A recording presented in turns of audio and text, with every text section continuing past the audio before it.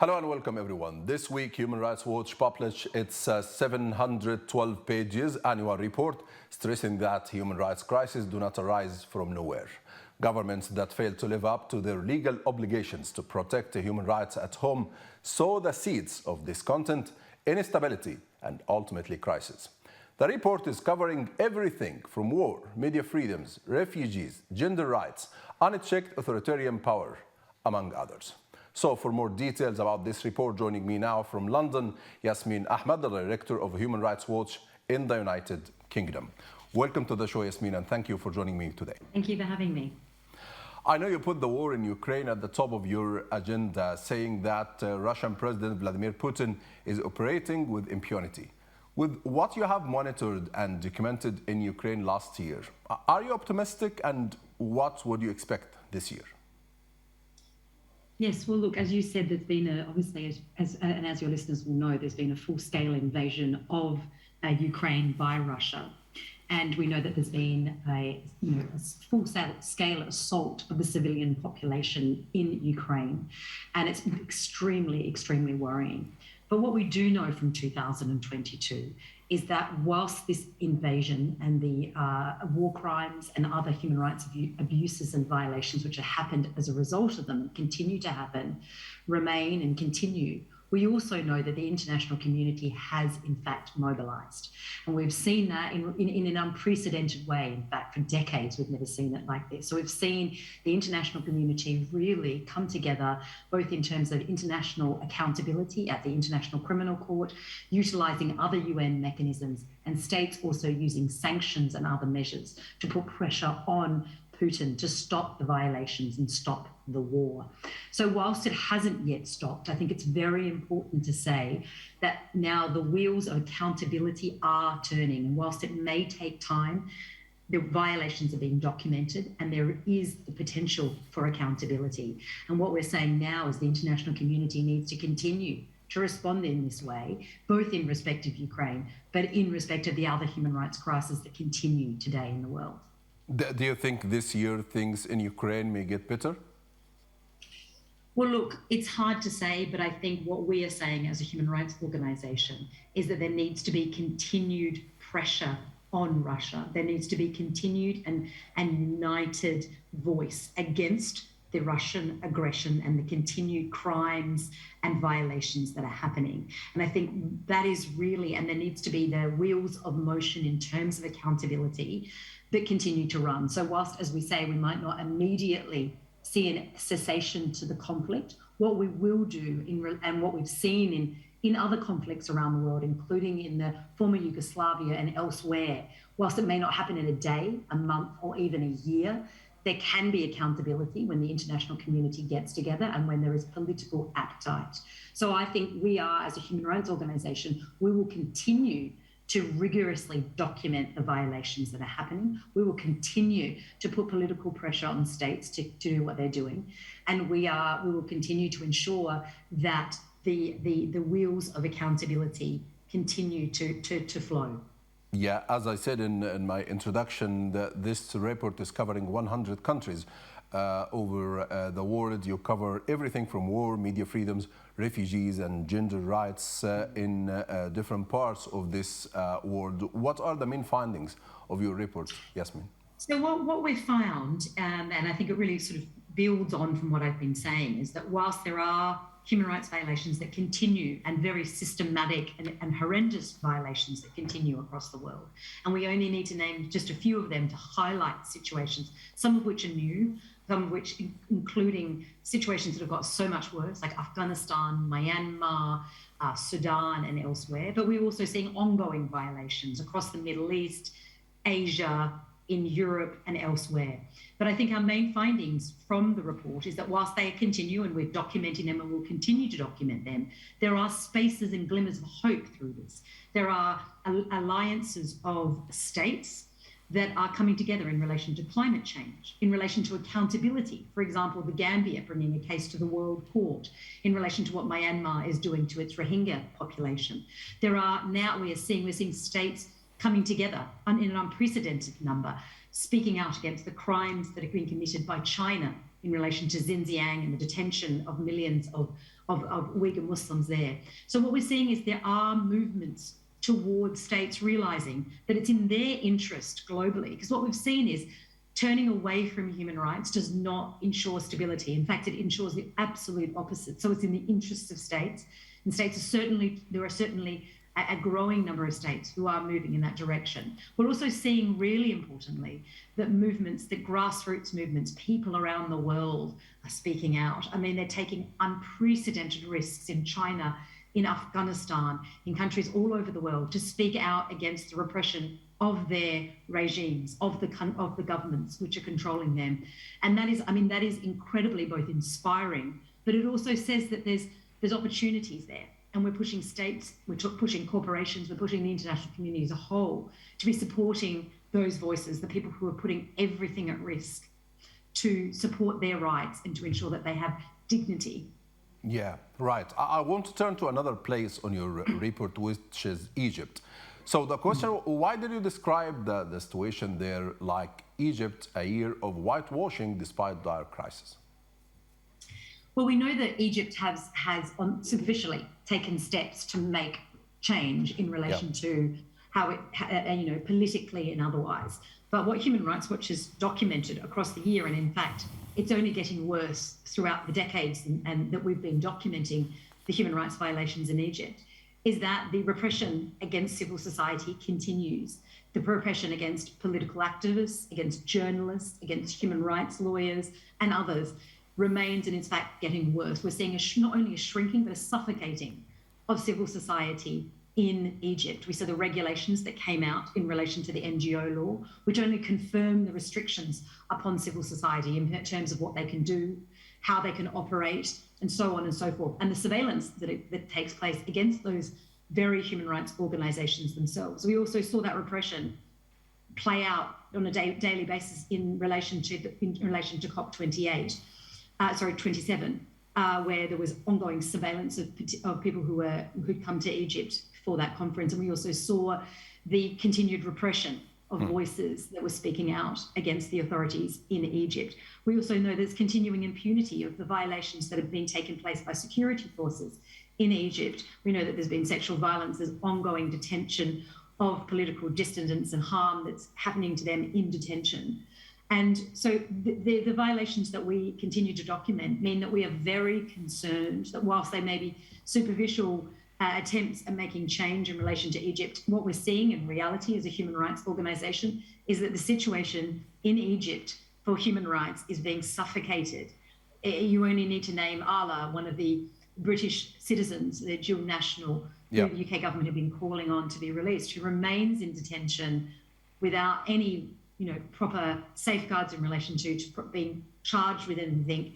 And this is only emblematic of what the situation is for human rights defenders in Egypt. But the Egyptian regime, the government and the president, they keep praising themselves that last year Egypt took several steps towards human rights. For example, President Sisi declared 2022 the year of civil society, sponsored national dialogue and hosting the COP27 UN climate conference in November, released a few journalists and political prisoners from jail, and he invited a German journalist to come and stay in Egypt and monitor the human rights situation. So what are your views on all these positive steps from the government perspective? Well, I would say that really the facts speak for themselves. Whilst obviously Sisi has made certain statements and, as you said, some steps, they are so wholly insufficient in terms of what needs to be done, the reforms that need to be done, and the repression continues. So whilst there are, as we said, certain statements that have been made and certain things that have been done, what we're seeing on the ground is wholly opposite to what's being said. We're seeing continued repression of the political opposition, of human rights activists. We're seeing continued impunity for the security forces in relation to people that are detained, LGBT individuals. We've seen individuals, as we know, like Sarah Hegazi, who was detained and mistreated for merely for her sexual orientation, and then unfortunately, and very unfortunately, took her life as a result of that. So really, whilst there may be certain things that are being said, the reality on the ground for a political dissident, for somebody who speaks up for human rights in Egypt, is not a light one, is not one that I would want to swap places with. And so I think there is certainly much more that can be done. And I think there is an onus, and this is very important, there's onus on governments like the UK, the US, Canada, and many other countries who continue to have a security and broader diplomatic relationship with Egypt, and that they are not putting enough on the table to push Egypt in the right direction. Yeah, and do you think this is political hypocrisy from this Western government? Well, I certainly think that they should be doing more. If they care about these things, if they genuinely care about human rights, if they genuinely care about freedom of the media, if they genuinely care about things that they speak about all the time, then it certainly is hypocritical for them to then be prioritising and not be willing to sacrifice some of the things that they gain as a result, and also not to be aware of the fact that some of the things that they perceive as gains, in fact, are long-term losses. While they perceive Egypt as a very important security partner, you're not ever going to have security when fundamentally you undermine human rights, the rule of law, and you create instability. And we've seen that in the Sinai. We've seen that ongoing in relation to how Egypt is dealing with the counterterrorism threat and the unlawful extrajudicial executions that happen, and the fact that there is no stability when you don't have human rights. So I think Western governments and other governments that continue to have relationships with Egypt need to be thinking very clearly about not only the commitments they make about human rights, but their commitment to broader security and stability, which is never, ever won and has never been won through having relationships with and turning a blind eye to regimes that continue to commit human rights violations. Yeah, and you know, Yasmin, while talking about Sinai, there is an argument with the government. They are saying, okay, there is a media banning and security grip, and Human Rights Watch keep saying this and keep publishing a report that there is a security grip on North Sinai and media banning. So how Human Rights Watch and other rights groups were able to monitor and document all of these violations on the ground in North Sinai? Well, Human Rights Watch documents violations in many, many parts of the world, and unfortunately in increasingly many parts of the world where we're unable to get on the ground because of the fact that governments won't allow us to be there. So, and the situation is too dangerous for us by virtue of the government's actions. So, I mean, this is happening all over the world, in Afghanistan, in Myanmar, across the world, in Iran. We're documenting continuously human rights violations. And we have our very, very strong and I would say very reliable, and it has been reliable for decades, our methodology. We obviously speak to people. We have many different ways of speaking to people. We make sure we corroborate our evidence and the facts that we find. And so whilst we may not be able to be on the ground because governments across the world in relation to many issues, because governments will not allow us to be there and the situation is too unsafe, we still are able, thankfully, to document the human rights violations. And certainly, if there are things that are factually wrong, we ask governments to come forward, but it's certainly not the case that they come forward and provide evidence to suggest that the facts that we've provided are not true. To be honest, the governments in Egypt, every single time they give a statement about Human Rights Watch, Egyptian Foreign Ministry denies your reports and accusing the organization as biased and publishing inaccurate information. What do you think? And well, we're very open always for the government to come forward and identify where our inaccuracies are. Absolutely. I mean, I wouldn't think anything less that the government would likely say to us that what we're saying is not correct. I mean, their position clearly is that they will continue the human rights violations. And they obviously, like many countries around the world who do that, don't want to be pulled out for the violations and the crimes that they continue to commit. So that's not unusual. If there is anything factually wrong with what we've said, we ask governments every day to speak up, to provide us with the evidence which suggests that we, and the facts which suggest that we are wrong. And until that's the case, we will continue to do our job, which is to highlight the human rights, the persistent human rights violations that continue in these countries. I think there was an opportunity in the COP27 in Sharm el-Sheikh last year, while Human Rights Watch and other NGOs confront the government in front of the media, in front of the world. How do you see this experience with the Egyptian regime face to face in Sharm el-Sheikh? Well, I think it was obviously there's partly these international events provide an opportunity to do that, to be able to speak face to face with regimes and governments that sometimes will not even have a dialogue with us. But what we are very concerned about is that these events are used by governments like Egypt and Qatar and other places around the world and Rwanda. There are plenty of governments around the world that are awarded or provided with opportunities to host international world events, and they allow them to whitewash or greenwash or whatever you want to call it, the human rights violations that are going on by virtue of holding an international conference. But I think the conference in Egypt, whilst obviously, as you note, there was opportunities to speak to some Egyptian officials, it also highlighted the persistent human rights violations. The fact that there are so many human rights organisations in Egypt, including ones that deal with the environment, that are trying to promote the environment and rights around the environment, who are either banned, some of whom are also some of the human rights organisations, many of their members in jail, in fact, without any adequate charges, in indefinite detention, so on and so forth, and mistreated. And the fact that what we saw in Egypt, the fact that there would continue to be surveillance of individuals who went to COP for the purpose of this environmental conference, says to me, actually, it provided an opportunity to actually highlight some of those violations. But I think we need to be very careful about not allowing countries to utilise these events as a means of otherwise obfuscating the very real situation for human rights organisations, environmental activists on a daily basis in Egypt, for example.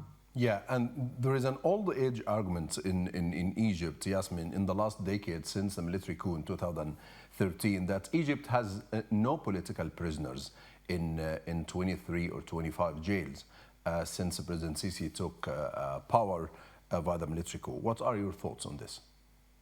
Well, I mean, that's just clearly factually incorrect. We have, documented Human Rights Watch and many other organisations have documented the fact that there are many people who are in prison for their political activities, who have been charged with spurious offences, or some of them have not been charged with offences at all, who've been mistreated.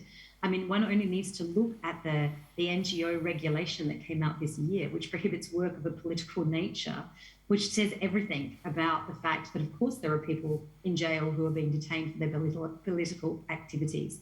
So the very notion that the government will say that no one's in prison because of their political activities runs counter to the facts and runs counter their own regulations and laws. So I think really there's just no ground to stand on there.